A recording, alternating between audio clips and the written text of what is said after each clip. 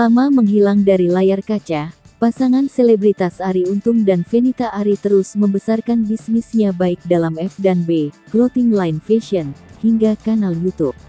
Arie Untung dan Fenita Arie membangun sebuah kedai kopi bernama Aku Kopi di kawasan Jagaraksa, Jakarta Selatan sekaligus usaha fashion berupa butik dan kantor manajemen mereka. Hanya saja sempat tidak buka secara offline, karena terdampak pandemi. Selama 2 tahun ini, Arie dan Fenita menjalani usaha Aku Kopi secara daring.